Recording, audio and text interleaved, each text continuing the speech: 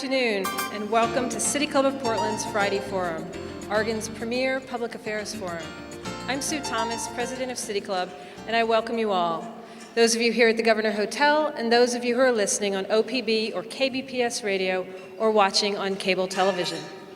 Thank you for joining City Club on Friday, December 11th, for this week's Friday Forum.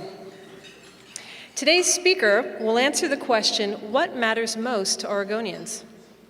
But first, some announcements. As always, in consideration of those sitting close to you and those in our radio and television audiences, I ask that if you've not already done so, please silence your cell phones. This week, we welcome 2 new sponsors for our winter quarter.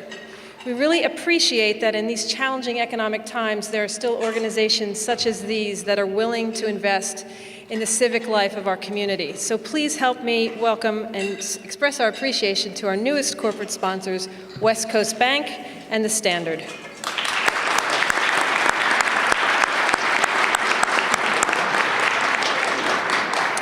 If your company or firm would like to be a Friday Forum corporate sponsor, please see the City Club staff at the back of the room or call the City Club office. Now, in the most recent bulletin, you will notice that the list of annual fund donors is growing.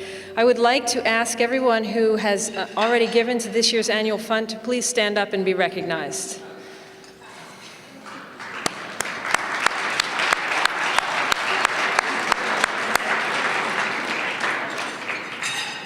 We encourage each of you to consider donating to the annual fund if you've not already done so. It's very easy to do. If you're in the room, please just check in with the staff at the back of the room, or go on the City Club's website at pdxcityclub.org.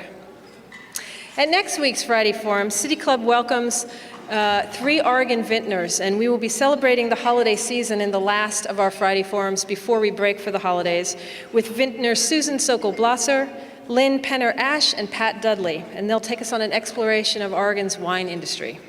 Should be good. And now to today's program. Our guest today has been described as one of Oregon's most informed citizens. As a public opinion researcher and partner at the research firm of Davis, Hibbitts, and Midghall, Adam Davis has been peeking into the minds of ordinary citizens for over 30 years, trying to discover what matters most to them. In the last year alone, he has learned about what matters to citizens in various regions of our country on issues such as forest management, education reform, healthcare, growth management, and transportation. Adam is also very busy during election season, as he spends a lot of time working on ballot measure and candidate campaigns. Today, he will share with us what Oregonians are thinking about regarding the major obstacles and opportunities in our region on everything from the economy to community planning. As a graduate of University of Oregon School of Law, he holds a bachelor's degree in political science with an emphasis on research, design, and statistics from Portland State University. Adam is also one of City Club's own, having joined the club at the tender age of, I think it was 12, but maybe it was 18. With that, please help me welcome Adam Davis to the...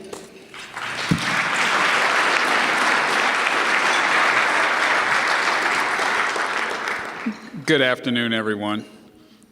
Maybe it was 13, okay? Because I just had a flashback while I was sitting there, thinking back to when I was 13. And how getting up behind a podium like this and presenting to all of you reminds me of my bar mitzvah.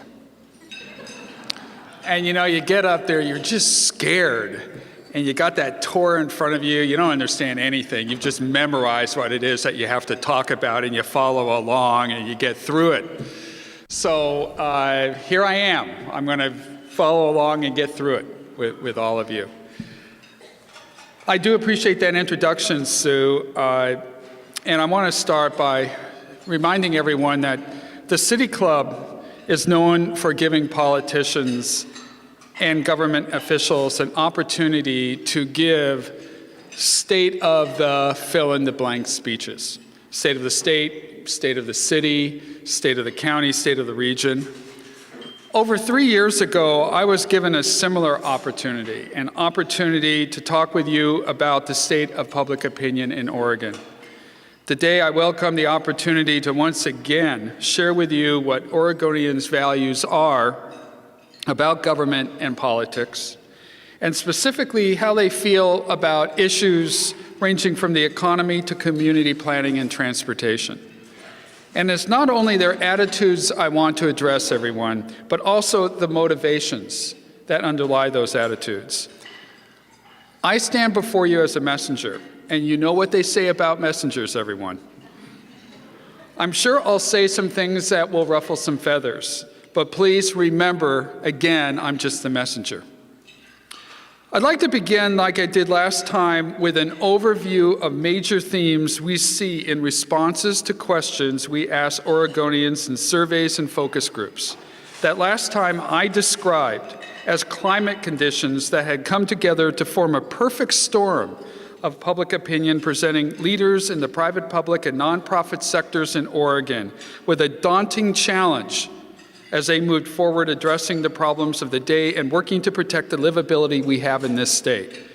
If that storm over 3 years ago in May 2006 was a Category 3 hurricane, your messenger stands before you today to say that the state of public opinion in Oregon, the storm is worse and strengthening, and the challenge is even greater for Oregon's leaders than 3 years ago. But before I tell you why the hurricane upgrade warning, a couple of other things about me and the firm, and about what you'll be hearing, so that you can better know how hard to be nodding your head yes or shaking it no, as I share with you my take on the state of public opinion in Oregon. We've been doing opinion research in every part of the state for over 32 years. Davis, Hibbitts, and Midghall is an independent, nonpartisan firm. We're not a Democrat or a Republican polling company. We specialize in public policy and planning and do more interviewing of the general public about government, politics, and public policy issues than any other firm in the state. Did you catch that? I said general public. What I'm going to talk about is based on research with the general public, and not just registered voters, or even more limiting, motivated registered voters, which is what the majority of research relied on by government officials and politicians is, and what is reported in the media. I mentioned focus groups, which is qualitative research that really allows us to explore attitudes far more in depth. What I'm going to share with you is based on continual analysis of research findings from both surveys and focus groups with representative cross-sections of the general public. You will hear not only what Oregonians are saying to us, but why they're saying it. Be prepared, everyone, to hear that Oregonians hold conflicting values and beliefs and contradictory attitudes about government politics and public policy issues. They are not necessarily consistent in their feelings about things. There is the swinging back and forth depending on the moment, what else is going on around them or to them, the specific issue, the information they have about the issue, and the spokesperson. And finally, be prepared to want to know more and maybe getting frustrated with me for not saying more about a particular topic. Each of the issues I'll touch on are worthy of an entire program. Consider this an overview, not a know-all, tell-all. It's the weather highlights, not the full weather report. There are 5 major themes my partners and associates and I see in the responses to the closed and open-ended questions we ask Oregonians about government, politics, public policy issues in surveys and focus groups. These 5 major themes or climate conditions are negativity, low awareness and knowledge levels, attitudes and behavior related to the media, anxiety about the economy, and other problems. The level of negativity that Oregonians have toward government and politicians remains high. What underlies this are several things. First, there's waste and inefficiency. Oregonians continue to feel that a big chunk, as much as 34 cents out of every dollar spent by government at any level, is wasted. But there's more than waste and inefficiency.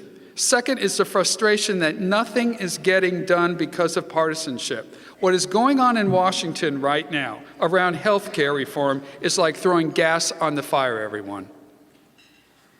Related to this is number 3, a frustration with federal, state, and their regional and local governments' priorities. In many important areas, they don't match what the general public wants addressed. I'll talk more about this in a few minutes. Number 4, is the feeling that stakeholder groups and those at the extreme ends of the political spectrum are calling the shots, and the voices of average people are not represented at the table or counts for anything in the end. Fifth is a lack of innovation and creativity in government. We hear about it in comments ranging from what goes on in classrooms to not being more able to do more business with government agencies using the internet. Number 6 is something we're hearing more about, perhaps because of the cutbacks governments have had to make because of the economy. Services being cut and laws and regulations not being enforced. Whether it is street or parks not being maintained, diminished law enforcement presence, or lack of enforcement of the Oregon Forest Practices Act, more and more Oregonians are negative about government and politicians for failing to deliver on their tax dollar. Now, 2 other things quickly relate to this negativity. One thing we're watching closely is how many young people and members of certain population subgroups who rose above this negativity to vote in the 2008 election and become more involved in politics and public policy issues are now beginning to slide backwards into the pit again. We hear from them about nothing getting done, partisan gridlock, poor priorities, stakeholders calling the shots, and cutbacks in services that are important to them. What concerns me is that their negativity may actually be hardened by their feelings of disappointment with how things are turning out. With low awareness and knowledge levels of history and the government and political process, soundbite media, texting, and gaming, young people's attention spans are shorter than ever before, and they have very limited patience. Second, it is not just government and politicians being buffeted by this negativity. We hear more frequently and with greater passion negative attitudes toward other institutions. Since 2006, the image of big business and corporation has further declined, and there's stronger negativity towards the media. Negativity. Let's take a look at the next climate condition, awareness and knowledge levels. We're still flunking basic civics, everyone. We haven't gotten any smarter about the ABCs of government. Many Oregonians don't know we have 3 branches of government, can't name a single tax that funds state services, and my favorite, don't know we have 2 U.S. senators. As or more alarming is the number of Oregonians who don't know which government agency provides a specific service or how it is paid for. Let's take 2 major elements of Oregon's system of government, the lottery and the initiative process. Countless times I've had a survey respondent or a focus group participant tell me the fix to a specific funding issue, local or state, is the lottery. Adam, either reallocate the funds or expand it. What's the problem? Don't even think of asking me for more money. Use the lottery is a very representative comment. They have no conception of the limited scope of this funding source. The initiative process. Oregonians greatly value it. Don't even think of eliminating it. Yet, we know that those voting on these initiatives don't understand how we pay for state services, tell us that too much money is spent on low-priority programs other than education, public safety, health care, and senior services, yet don't know how much that is, and again feel that as much as 1/3 of every dollar that is spent on any level of government is wasted. Are Oregonians armed with the knowledge to assess the impact of specific initiative or referendum on the state budget, actually the future of the state? The answer is no. Besides not knowing the ABCs of government, many Oregonians don't appreciate what government does for them. I'm often met with silence when I ask a focus group to name just one government service that contributes to the livability or quality of life they have in their neighborhood. Silence.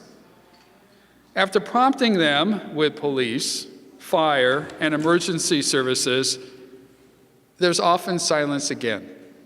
Street lighting, water and sewer systems, parks and recreation, often no mention. We ask Oregonians about all this. They appreciate that this lack of awareness and knowledge threatens a healthy democracy and a better tomorrow.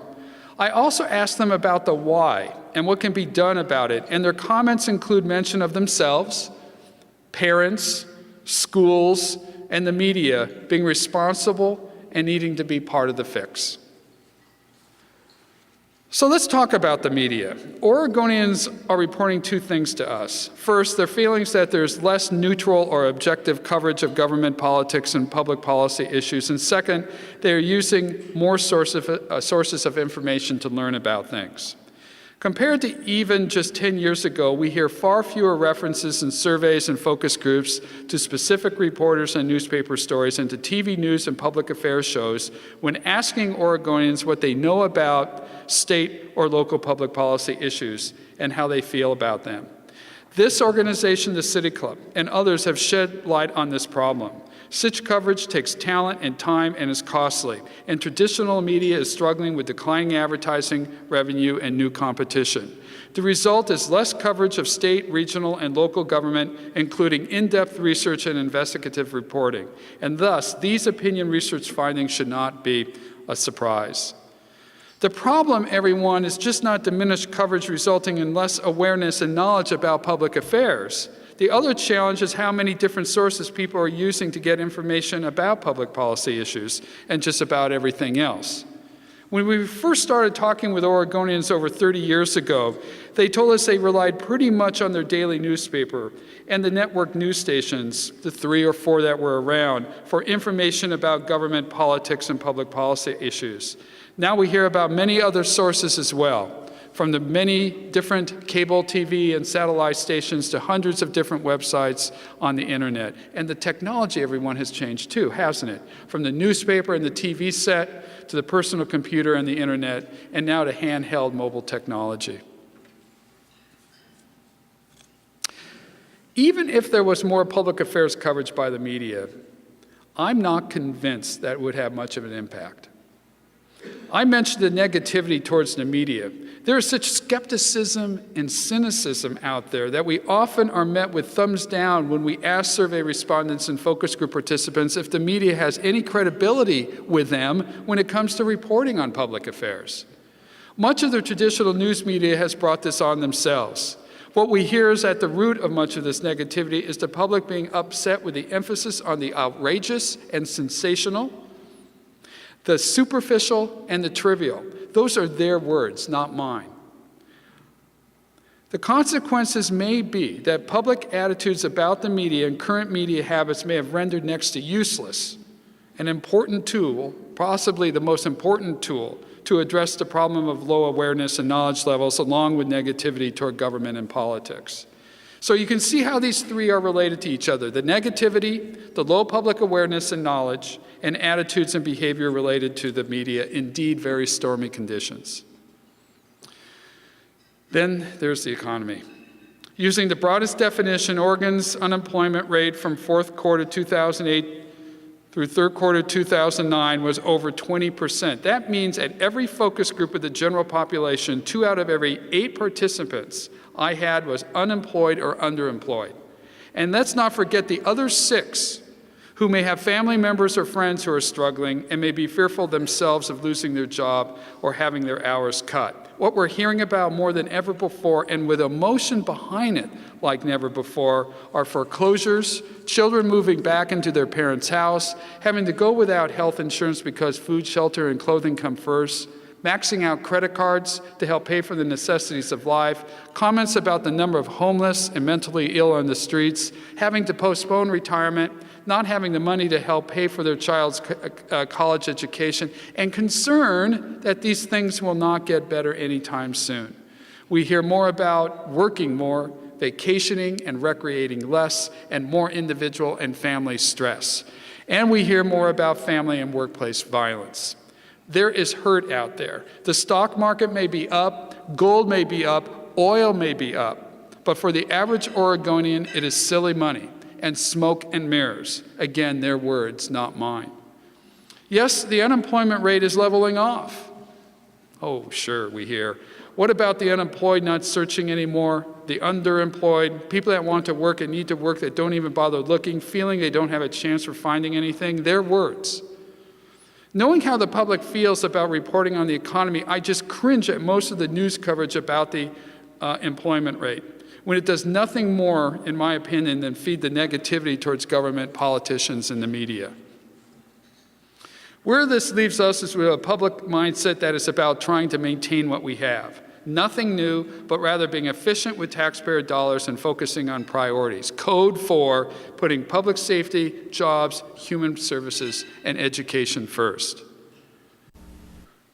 Besides anxiety related to the economy, including unemployment, soaring federal deficits, reduced property values, and diminished retirement accounts, people are being bombarded in a way like never before from a list of issues that is longer than ever before. This includes global and international issues like climate change, the HIV/AIDS epidemic, starvation and ethnic conflict in Africa, Iraq, Afghanistan, Pakistan, North Korea, Iran, and the Middle East. The list of national issues isn't any shorter. It includes possible terrorist attacks, costs of health care, higher college tuition, climbing high school dropout rates, water shortages, and deteriorating infrastructure. And state and local issues, well, there's a multi-billion-dollar river crossing, an underfunded state public employee retirement system that could cripple local government and school districts, a $1 billion sewage overflow project, questions about the business energy tax credit, and E. coli in the water over Thanksgiving. All these are leaving people more anxious and fearful than we've ever seen them. We're also finding that more people than ever before are just tuning it out of sight, out of mind. Others are more willing to acknowledge that while these things are on their minds, they need to focus on things they feel they have more control over. As one survey respondent said, "All I care about is what is going on inside the four walls of my house." So, general public opinion in Oregon, relative to government, politics, and public policy issues? Category 3 and growing stronger. To review the climate conditions are multidimensional negativity, the low awareness and knowledge levels about government, changing attitudes and behavior related to the media, the bad economy, all coming together with a long list of international, national, state, and local problems. Indeed, a perfect storm. It also means in Oregon less civic engagement, less informed participation in the electoral process, and more control of politics, government, and public sector planning and policy making by special interests and the polarized ends of the public opinion spectrum. Whew. Quite a storm. So let's go from 50,000 feet to ground level and look at some specific issues. We'll go through each of these quickly. Since I just mentioned it, let's start with the economy. For years, there was no one issue that a majority of Oregonians said, "This is the issue we want you to do something about," state of Oregon. For a long time, education was at the top of the list, but it did not have a majority. There were many other issues important to large numbers of Oregonians. No more. The number one issue is the economy and jobs. What do Oregonians want done? A majority don't want regulations protecting air and water quality and farm and forest land rolled back or taxes reduced to make Oregon more attractive to out-of-state businesses to locate in Oregon. They also don't want tax breaks given to big businesses that they feel leave them holding the bag on increased traffic congestion, more crowded classrooms, and jobs that are part-time and don't pay benefits. Instead, they feel it is more important to invest in education and health care and to protect the environment to attract more businesses to locate in Oregon. However, this doesn't mean that Oregonians are willing to pay more taxes. Remember the negativity towards government, the awareness and knowledge levels that we've already talked about. There's also a distinct difference between how Oregonians feel about assisting small versus big business. We often are asked, why don't local government officials and politicians do more to help small businesses grow? Finally, there is a broad coalition in Oregon that is opposed to economic growth. There really is. Fearing that it means what? Population growth. You have the environmentalists who fear more people means what? More air and water pollution. Oregonians who fear that growth means more taxes to support the need to expand infrastructure. So they join the environmentalists. and less educated Oregonians who fear the increased competition from jobs that population growth would bring. So we've considered the economy. Let's take a quick look at the environment. We'll then quickly look at what we're hearing about energy and forest management before moving to education, health and healthcare, and wrapping up with community planning and transportation. When we ask Oregonians what they value about living in Oregon, they first tell us about things like the natural beauty, including the trees, the farmland, the high desert, the mountains, the coast, clean air and water, and proximity to outdoor recreation opportunities. All things related to the environment. More Oregonians than ever before tell us that we need to protect the environment because they do not want where they live to become like areas they have moved from or have visited that aren't as beautiful and clean. Importantly, they do not buy the argument that Oregon cannot have a great economy and a great environment, and they are very supportive of the development of clean or green business and are willing to pay a premium for such goods and services.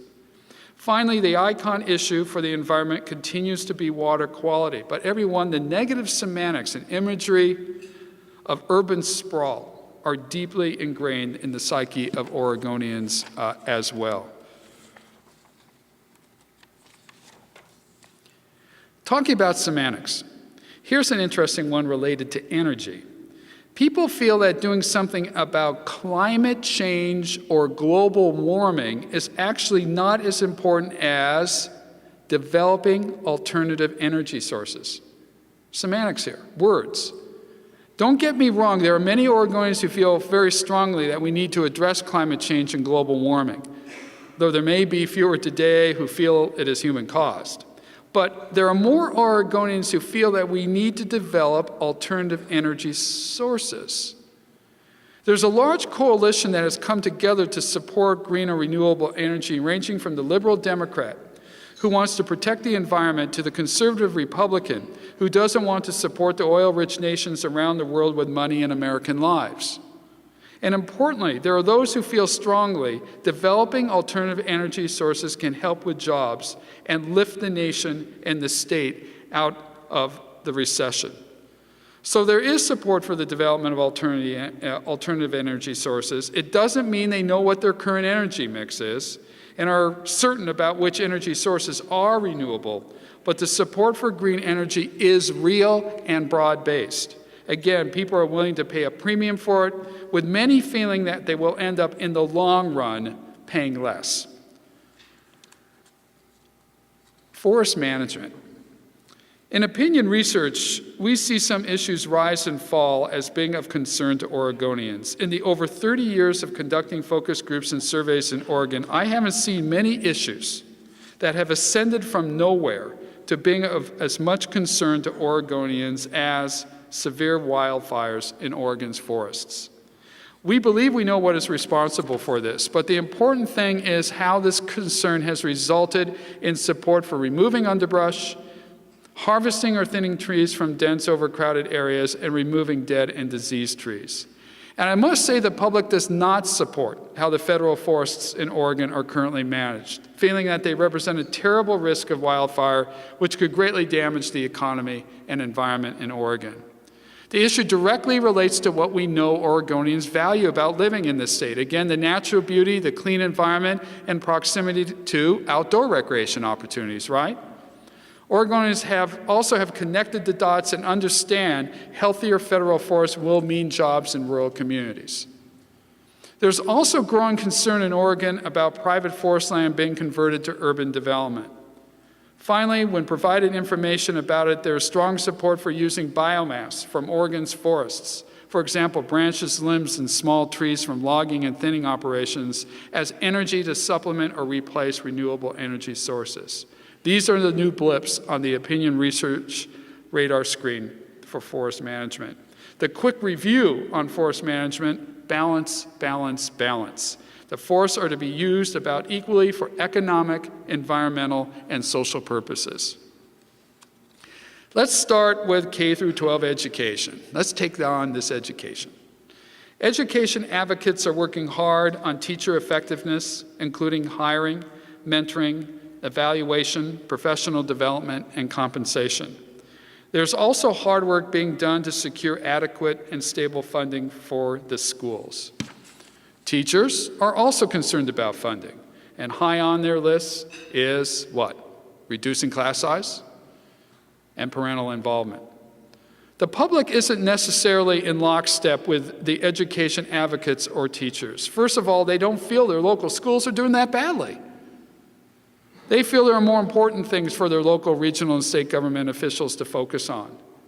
They also continue to be very concerned about financial mismanagement, lack of discipline and civility in schools, and students not spending enough time in the classroom. The level of concern about these issues is as high or higher than anything else you hear or read about being done to improve public K-12 education. It is questionable if school districts can count on broad support from the public for increased funding or to support initiatives ranging from teacher effectiveness to school modernization without first addressing these issues and assuring the public that something is being done about them. Regarding higher education, there's a real split in how the business community and the general community feel about the state's colleges and universities. While business organizations strongly advocate for increased funding for higher education, the general public isn't there. They feel other levels of education are more important and more deserving of resources.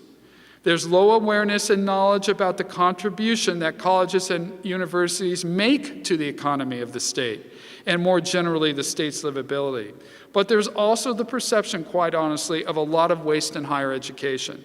We hear about fancy buildings going up during tough economic times, misplaced emphasis on sports, and not providing what they perceive to be costly, less costly, online or distance learning services. Let's not forget early learning. We're hearing more and more from Oregonians about the importance of investing in early learning for children to improve their chance of success all the way through school and to assure a strong economy and fewer social problems in the future.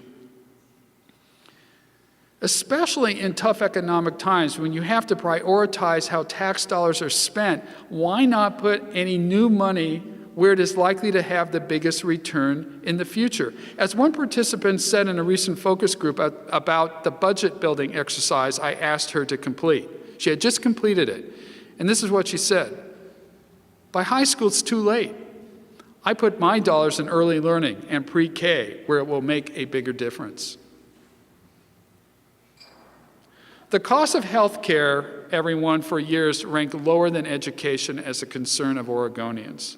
It has climbed up the list over the last few years to be firmly entrenched as the number 2 most important issue after the economy and jobs, above education. Another interesting coalition that is responsible for this.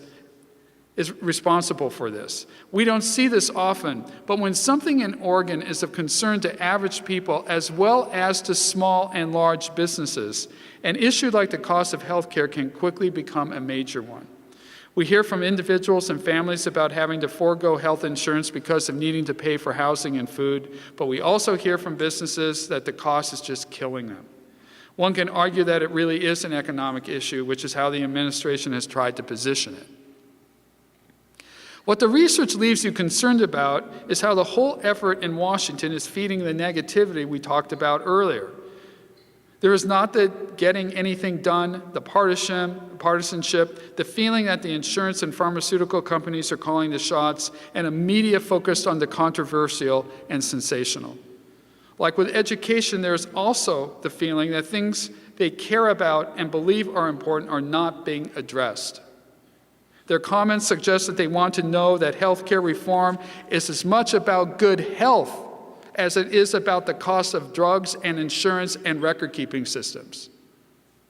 The public supports a healthcare system that is focused on wellness and preventing illness and disease. They value the importance of more active living and better diets. They also are more open to less costly alternative medicine practices. When asked, these are issues that Oregonians feel relate to costs and need to be part of any change.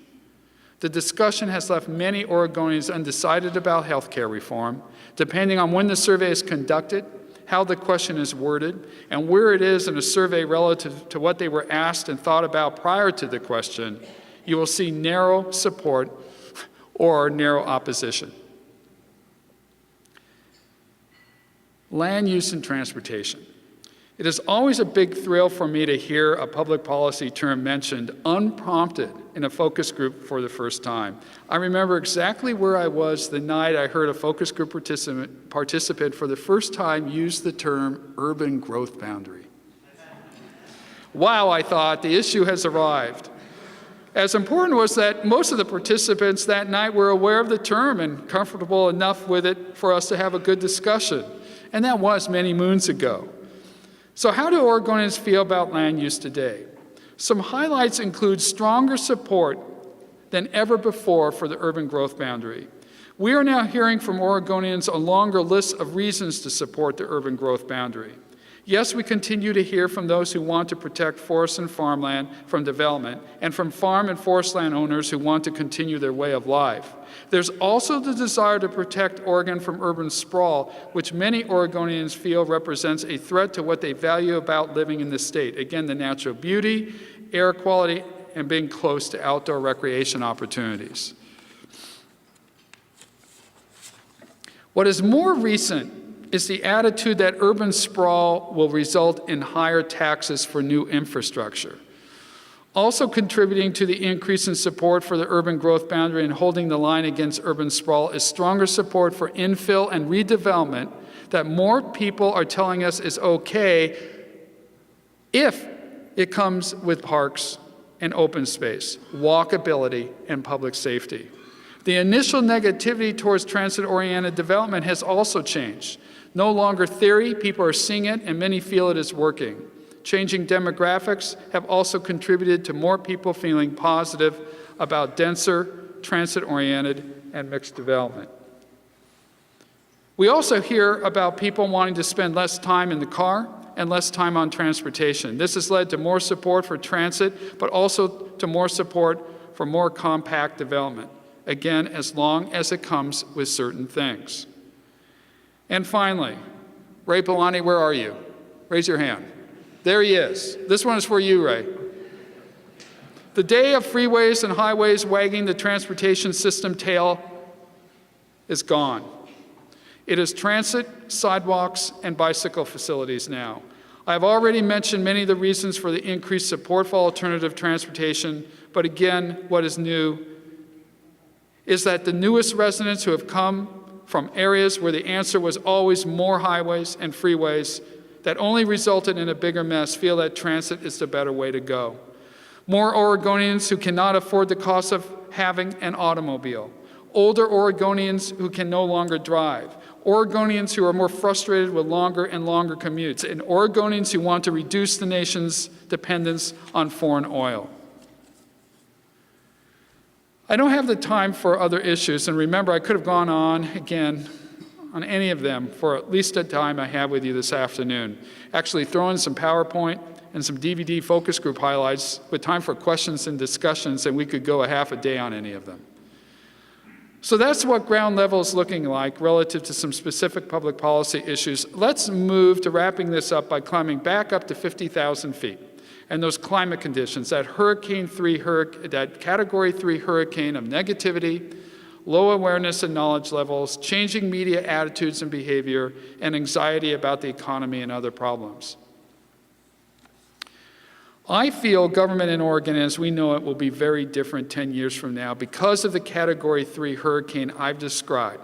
Will soon come together with such things as worsening federal, state, and local government budgets, growing infrastructure needs, and changing national, state, and local demographics to form actually a Category 5 hurricane. Look at California for a Category 5, and guess which state is among the top 10 states most likely to go down the same road?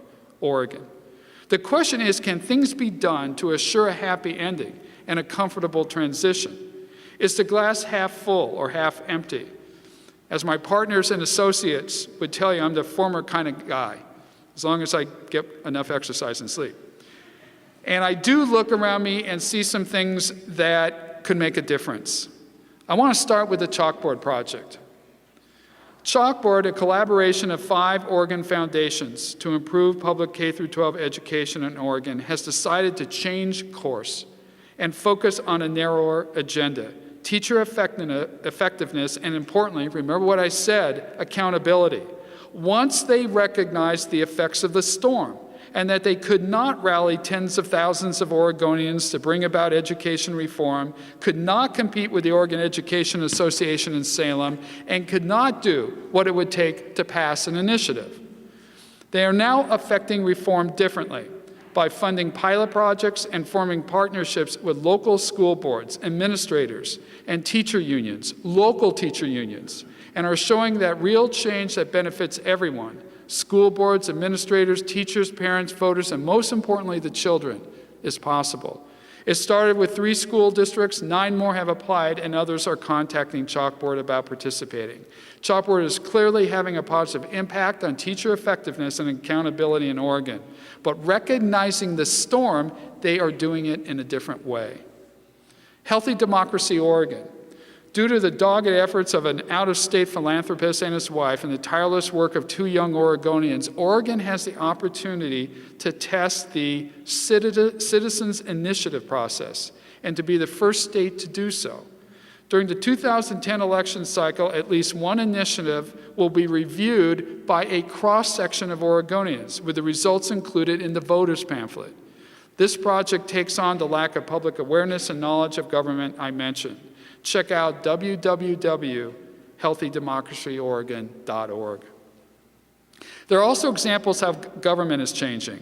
Remember my mentioning the lack of innovation and creativity and lack of transparency being part of the storm?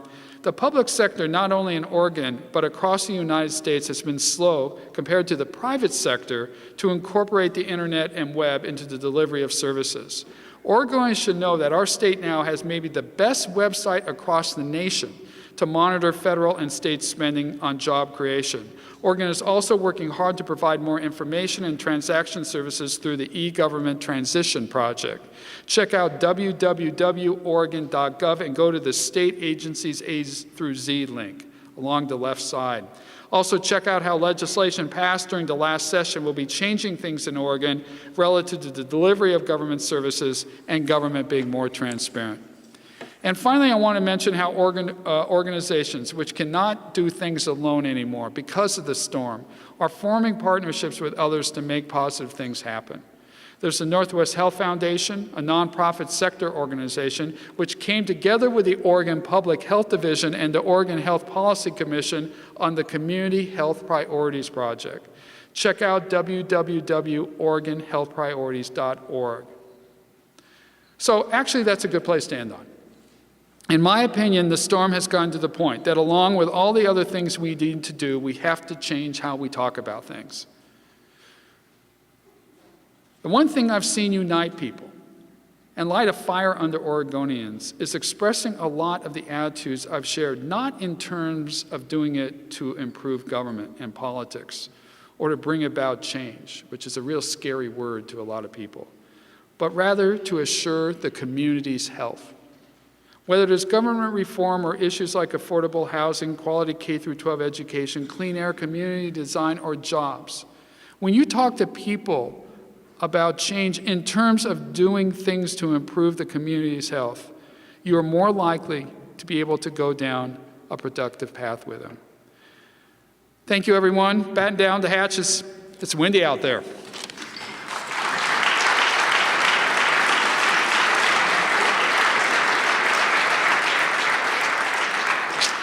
Thank you, Adam. Wow. I don't know what to say. First question for our speaker, as always, will be from our City Club host. Our host today is City Club Governor Elizabeth Riley. Liz is the Major Gifts and Capital Campaign Director at Planned Parenthood of the Columbia-Willamette. She's been a City Club member since 2006 and is past chair of the membership committee where she continues to serve. Liz?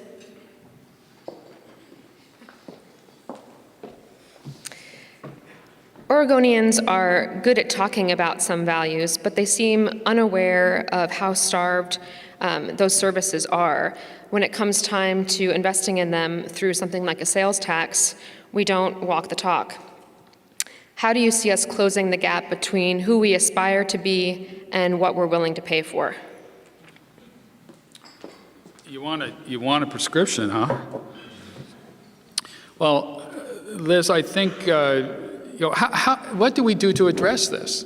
I mean, it's a pretty dark picture I paint here, isn't it? And I think we can't look at any one thing. Let's take a look at the negativity and what is responsible for that negativity. I think a lot of those things we have no control over. A lot of these problems that people are concerned about are problems that local and regional and state government officials really can't do anything about. What I do feel we can address is this low awareness and knowledge level problem that we have. And remember what I shared with you when I asked Oregonians what they thought should be done about it. They said, well, we have to take some responsibility. But I also think that we've got to look at the schools, for sure. And I would also say that we've got to look at the media. And that the media has to step up to the plate and do more relative to helping with this awareness and knowledge level problem. So, again, I really feel that we're in a world of hurt right now, and that despite all that, there are some things we can do. It's just going to be very difficult to get some traction. We will now take questions from the floor. Asking questions at Friday Forum is a privilege of City Club membership. When you ask your question, please identify yourself as a club member and ask your question in 30 seconds or less. Ray Polani, a City Club member. Are Oregonians concerned about the main problem, which is the two wars that are taking all our resources, lives, and everything? There is no money for anything else. All the needs are waiting for that. When are we understanding? Do Oregonians understand? Are they concerned about Iraq and Afghanistan and so on? Ray, I'm sorry, I didn't catch the question. Was that more of a comment? But I think Ray points to something that we have to be very sensitive to. Remember I described, there's the problem with the economy, but there are all these other issues, international, national, state, regional, and local. And quite frankly, the growing problem of state budgets just being completely out of whack really it ties our hands, and it's very difficult to get traction on some of these things. Ted? Ted Kay, City Club member. Adam, under what circumstances would Oregonians support comprehensive tax reform that would include a sales tax? I was just counting on when that would be brought up. Under what circumstances, Ted? Tax reform in this state. If my partner was up here, and some of you know Tim, would say, no way, Jose. Okay, but here's, we've had discussions about this in the firm. Is there a way through the minefield on tax reform? And I've conducted many focus groups about this. I would say if it means a third tax to Oregonians, if it's perceived as just one more tax, absolutely forget it. Is there a possibility of a new tax replacing one of the existing taxes? Yes. The issue there is that the trust one. And what I hear from people is they tell us one thing, they'll lock it in, and then all of a sudden it starts creeping up. They bring this experience with them from other states that they've lived in, and there's just such low trust in government right now. It would also have to be accompanied with major oversight, transparency, and accountability changes. But it would be very tough in this state. Steve Novick, City Club member. Adam, in terms of the tax campaign that's going on now, it seems like the inference the anti-tax people should draw is, well, people don't know that their tax dollars go to education, healthcare, and public safety. Let's tell people that it'll all be wasted. And the inference the pro-tax forces should take is, let's beat up on big corporations. Is that pretty much the tack that you would expect each side to take? This campaign that I know you're involved in, Steve, is just a pollster's dream. Because seldom do we see a campaign that is pitting some of the strongest values and beliefs against each other. On the one hand, you're absolutely right. We've got the opponents who are arguing this is not the time. The economy is very bad, and this will affect job creation. And then along with that is the oldie but goodie, and that is government waste, government inefficiency, mismanagement. If you did more with your money, you wouldn't need this additional money. Those are extremely powerful, but they're pitted against concern about vulnerable populations. And in Oregon, this is deeply rooted. Oregonians across the state are concerned about the homeless, about seniors, about the children in our schools. Very, very powerful, and the fairness and equity issue. So it's really going to come down, in my opinion, Steve, to who has the most money, who does the most effective advertising, and who has the best get out to vote machine. And right now, I probably would give the edge to the proponents of these tax increases. I don't know if any of you saw the results, but some research came out earlier this week from a firm in Eugene that shows it ahead right now. A large number of don't know people, but this is early, everyone. People start focusing on this thing after the holidays. But again, I mean, this is a classic in Oregon. What concerns me, everyone, is one other thing. This what? It just feeds the negativity, doesn't it? Wait till you see this advertising get really up to full speed. And it's just going to drive people further away from government politics and being interested in public policy issues. You'll just hear this, there they go again. So that's my bigger fear, Steve, on this. Kurt Webering, member. Adam, you talk about negativity and such about being a prevailing mood, but also if one looks at national polls and talk to people who've moved to Oregon, they'll say, well, I've heard it's a great place, I'm here, I love it. There was a piece in the paper today saying that we're #1 in the country in terms of attendance at arts performances and museums attendance. So let me ask you, what kinds of signs of hope do you see in this array of negativity? Fair question, Kurt. I have to look real hard for signs of hope. Quite frankly, I do. I pointed out 2 examples. I think organizations are becoming quite more nimble. They're recognizing what they're up against, and they're changing the way they're approaching things. I love what the Chalkboard Project is doing with pilot projects. You know, Oregonians are people that, show it to me, prove it to me, come on, stop talking about it. And the whole pilot project approach, which Washington is likely to follow in the steps of Oregon, I think has great potential. The issue then is what? Communications. See, anything that you do, you're going to have to somehow get the message out to folks and change those attitudes that I've described, Kurt. And it's just so much more difficult to affect public opinion these days.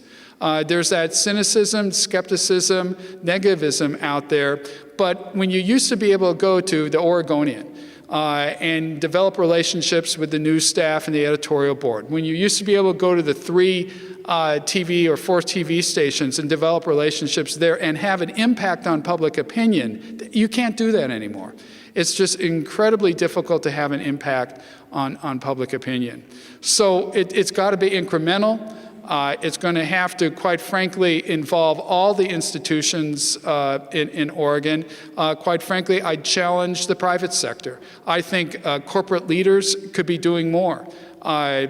People spend a lot of time at work. The future of those businesses that they work at are important to them today more than ever before. I think business leaders could step up to the plate too and provide some of this, do things that would help increase this awareness and knowledge level. During lunch breaks, on websites, before work, after work.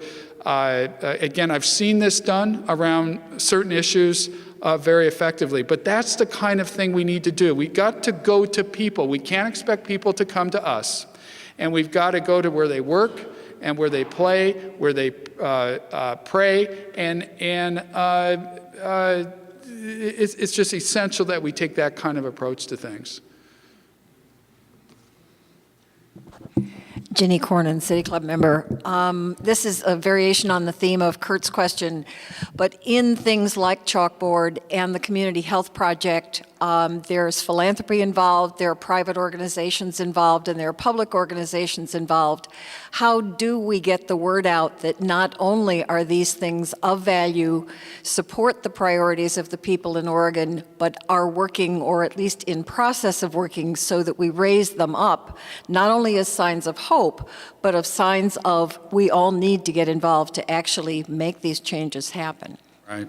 Well, this gets back to that challenge, isn't it? How do you get the word out about these things? The one thing that it has just been such a change in our business, just in terms of tracking attitudes and behavior, is of course the power of the internet and the web. And one thing I would advise everyone is just to really appreciate how your window to the world is your website. And the more you can do with that website, the more effective you're going to be. So you start there by having an effective, dynamic website. Don't go overboard with it. We've done a lot of usability testing as well. And you can develop these websites that'll people go to there and they'll click away so fast it's not even funny. But everyone, your window to the world is your website. Then it's a question of getting what's on your website, letting people know about that website out to folks. And that is just hard work, harder work than ever before. You've got to get that website address out to people. You go to meetings, you make sure you build that into your presentations. You meet with funders, you meet with volunteers, you go to social events, you let people know about you and what you're doing. It's very viral. Very viral, and you really, again, remember the problem of going traditional here. People aren't tracking, and there's very little credibility and very little trust in these conventional communication sources. Jim Zarin, member.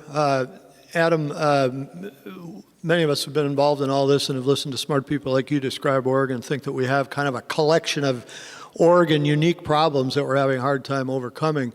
I know you've focused on, you and your firm have focused on Oregon, but do you have a sense of whether or not, if you were speaking in Seattle or someplace else today, we're really that much different from other places in the country? Did you know how much Oregonians' values and ideas about all of this differ? Are we unique or not?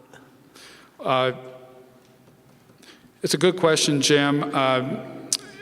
We are probably representative clearly of what I would find in a majority of the other states in the nation.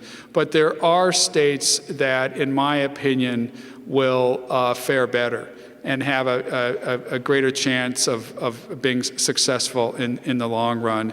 And you can really look at certain states that have made a tremendous investment in education, in healthcare, and some of these things that we've talked about that are important. But it really is the centers of innovation and creativity as it relates to technology. The Bostons of the world, the Austins of the world, the Bay Areas. Terrific innovation, creativity, energy going on there. And those are going to be the winners economically. And when you win economically, it really affects a lot of other things as well. You have the luxury to be able to be concerned about the environment. You have the resources to invest into infrastructure. And I mean infrastructure very widely, not just roads and bridges, but into the education system and the healthcare system as well. So no, it's not the same across the United States. But if I went up to Washington, I would deliver a very similar presentation.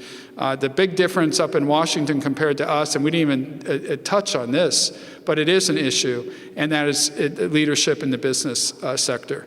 It's just a different ballgame up in Washington because of the number of businesses who do have headquarters there, whose leadership is there on location. The decisions are important to them because those decisions impact them. I think the editorial in the Oregonian this morning kind of made some reference to that. I think where it missed the boat was to say that, it's a different state up there.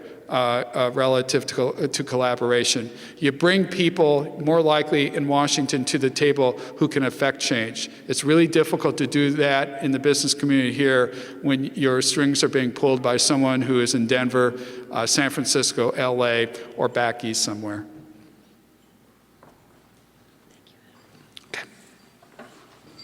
We've come to the end of our time for today. Next week, please join us for an exploration of Oregon's wine industry. And as we close, please join me in expressing our appreciation for today's speaker, Adam Davis. We're adjourned.